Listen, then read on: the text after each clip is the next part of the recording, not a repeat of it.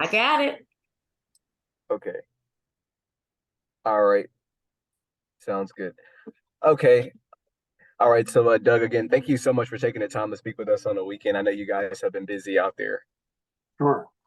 All right. So, just kind of give us an update as where do things stand, about 6 o'clock far as the restoration efforts.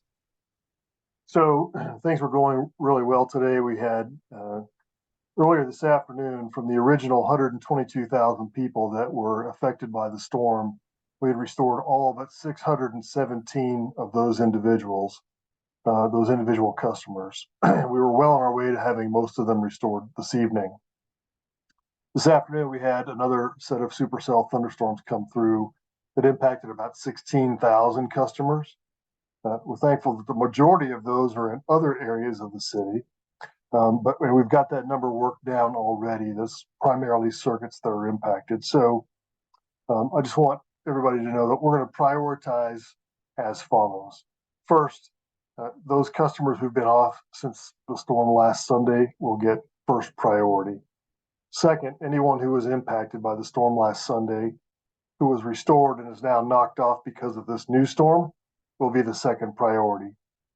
And then we will go in order as we always do from the outages that we can restore the majority of customers all the way down to single outages. So I just want everybody to understand just because a new storm rolled through does not change our prioritization of getting the people that were out last Sunday back on. And again, that number was about 617 left to restore. And we think we're still on track to get the very vast majority of them restored this evening. Okay, and I know, Doug, you had mentioned, I guess, last week that this storm probably went down as one of the six worst in MLGW's history. And talk about, I guess, the challenges that it presented for you guys. So it certainly did. The storm that hit us last Sunday had uh, recorded 75-mile-an-hour winds, and we know that some of the gusts were probably higher than that based on the damage that we saw. It was relatively widespread across the northern part of the county. There were some difficult areas to get to in Shelby Forest and the Bartlett area, areas that have a significant amount of tree canopy and overhead infrastructure. We had lots of trees that were intersecting with that overhead infrastructure, many, many poles down, lots of limbs and debris, lots of trees over roads, and pulling down the primary. We are now more than 400 poles replaced. I mentioned to someone yesterday that we typically do about 600 pole replacements in a year. By the time we're done with this storm, we'll have replaced at least 450 poles in just about 5 days' time. So that's just not that that's the focus of main effort. That's just an indication of how much work was required to actually put infrastructure back into the air to get primary wires. So some complex restoration efforts. There are areas that have a significant amount of underground that were also impacted. Those underground areas were served by overhead electrical infrastructure. And then because of the severity of the storm, we actually saw some faults in that underground. Largely, that's what's left to repair are areas where the overhead to underground serves neighborhoods. And we have crews assigned to every one of those outages right now. We've been talking with just different MLGW customers. I mean, even you guys have been acknowledging the frustration that some feel. This is 1 week later. The reality is some folks still don't have their power. What's the message Yep. to them? We're not going to stop till we get power to you. Our crews are working 16 hours and then they take an 8 hour rest period and they get right back at it. They have been doing that for 7 days. They had actually been doing that the weekend before to recover from that storm and the weekend before that as well. So we got a lot of folks who are dedicated to the task. We have more than 75 contract crews that join our crews, so more than 100 crews in the field. We will retain all of those contract crews. Typically, if we had wrapped up the original storm tonight, we probably would have sent those contract crews home tomorrow. But instead, we're going to keep them around until we get everybody restored from this latest round of storms. So we'll have some extra hands with us to help us get that restoration done. To your point, we understand how frustrating it is. We have friends and family. We actually have MLGW team members and their families that live in those areas that are still not restored. So we feel it every day, and we're doing our level best to get those folks back on.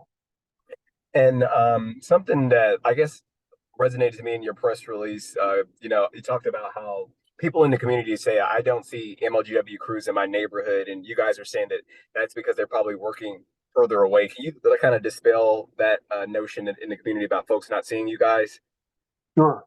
Well, there are a lot of us out there. Like I said, there's about there were about 117 repair crews. There were about 97 tree cutting crews, and there was about 50 damage assessment crews and more than 20 service crews, in addition to about 40 troubleshooters. Some are in pickups, some are in the bucket trucks. But that sounds like a lot of people, but we have a very large county.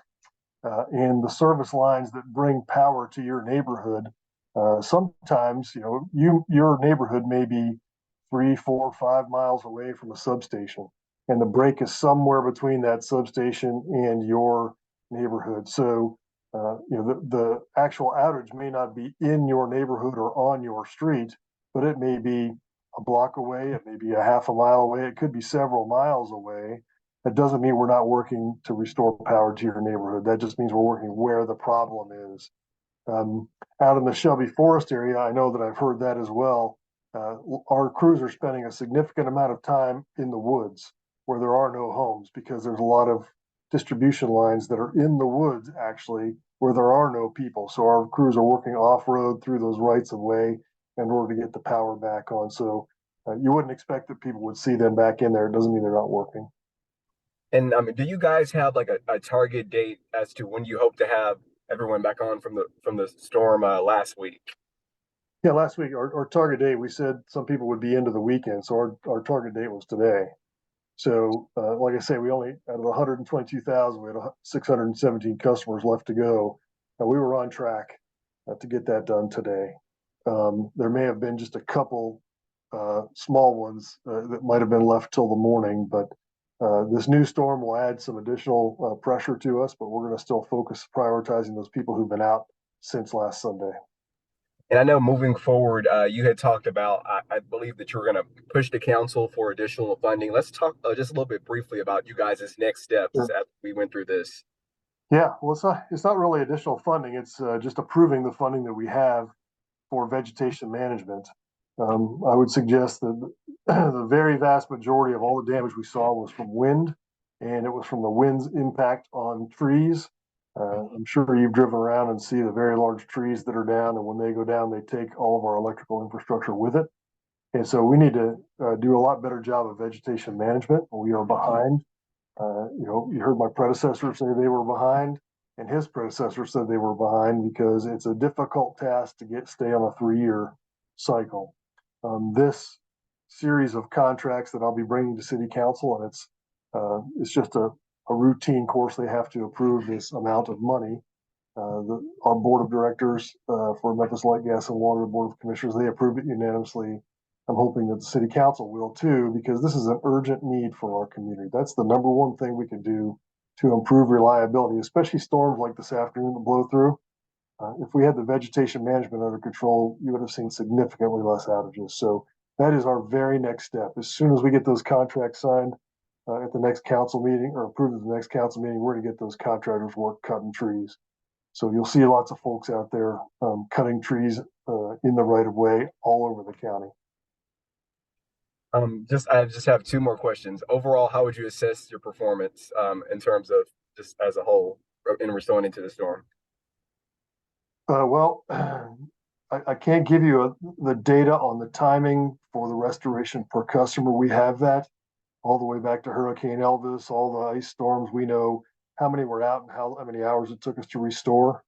I will tell you that the one thing I can say is that we sought and received every resource that we thought we could get and manage safely to do this.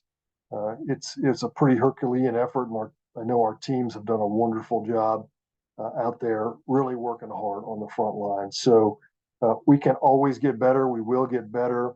My hope is that we are more resilient when we make these investments in vegetation management and we put new infrastructure in.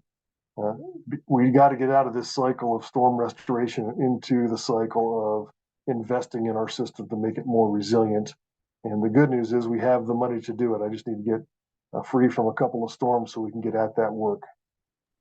All right, Doug, do you have any other closing thoughts you want to express to folks out there? Somebody didn't actually just relevant.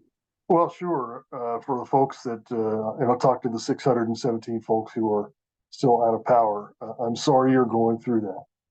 We should. It's very difficult when you rely on electricity to not have it, and we understand that. Our friends and our families are also impacted. We haven't forgot you. We will come and get your power restored. We know it's taken too long. It's taken too long for us as well, and so hang in there. We are coming. And for the folks whose power recently went out, I know that it's frustrating for you as well. Our team is already out in the field diagnosing that. And we've already turned several thousand customers back on. So we're going to get to you over the course of the evening as well and into tomorrow. So hang in there. And we are going to make this better. We have a significant amount of funding available to us, and we are going to invest it in resiliency and reliability such that we do not see this series of, if we have this kind of storm in the future, you will not see quite as many outages because of those storms. All right. Well, that's all the questions I have, Doug and Lillian and Don. Thank you for what you guys do, and I appreciate you taking the time to speak with us today. Sure. Thank you. All right. See you around.